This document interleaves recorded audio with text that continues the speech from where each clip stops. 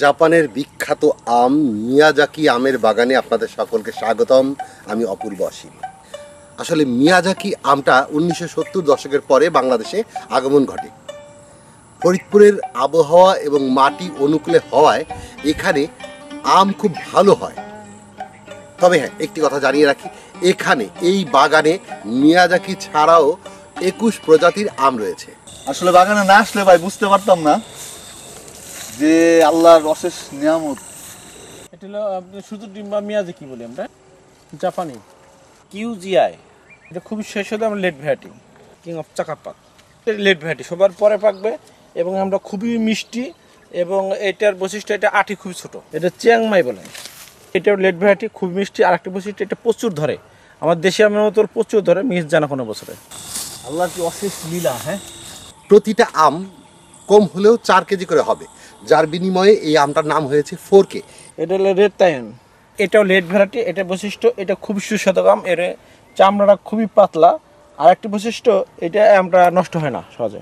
বাগান ঘুরলে দেখা যাবে যে বাগানের প্রতিটা গাছে এইভাবেই থরে থরে ধরে আছে বিদেশি প্রজাতির আম। এটাকে বলা হয় ব্যানানা ম্যাঙ্গো। এই আমগুলো সত্যিই অসম্ভব সুন্দর এবং সুস্বাদু। এটা আমেরিকান পালমার। এটা আম খুবই স্বাদের আম এবং প্রচুর রস। আমটা পাকলে আপনার গোটা থেকে একলাই পুড়ে যায়। এটা রেড আইভরি। এটা লেট ভ্যারাইটি, একা সবার পরে পাকবে এবং এর চামড়াটা মানে খুবই পাতলা এবং আঁশবিহীন, প্রচুর রস। এবং এর একটা আম দেখেন প্রায় 1 কেজি হবে, কিন্তু আঠি পাবেন সর্বোচ্চ 50 গ্রাম থেকে 80 গ্রাম। ভাই কেমন আছেন? জি আলহামদুলিল্লাহ, আপনি ভালো আছেন ভাই?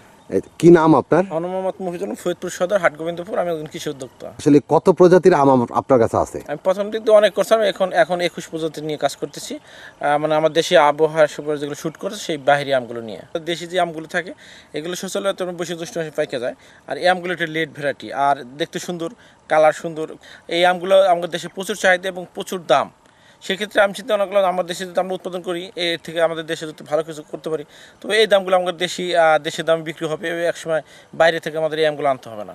আসলে আম পছন্দ করেন না হ্যানোলক পাওয়া বড় দুষ্কর। আমাদের মাফি ভাই, তার বাগানে এবছর যে ফলন এসেছে, মাফি ভাইয়ের কথা হলো যে এবার ফলনটা কম এসেছে, কারণ অতিরিক্ত খরা ছিল। সেই খরার কারণে তার ফলন কম এসেছে।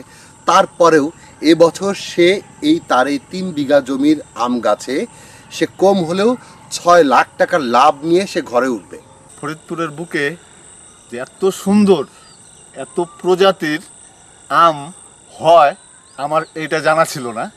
আমি আসছি আমার এক ফ্রেন্ডের বাগানে দেখে আমি এতটাই মুগ্ধ হয়েছি যে ফরিদপুরের মাটি সোনার চেয়েও খাঁটি। আমার কাছে এটা মনে হয়েছে। আমাদের একজন চাষি আছেন মফিজুর রহমান মাফি বিদেশ ফেরত সে দেশে এসে ফল বাগান করার প্রথমে চেষ্টা করে আমাদের কাছেই পরামর্শ গ্রহণ করে সে ফল বাগান শুরু করে। আজ থেকে 5 বছর আগের কথা। এখন তার একটি খুব সুন্দর আমের বাগান রয়েছে, যেটাতে প্রায় 21 প্রজাতির আমের সংগ্রহশালা বলতে পারেন।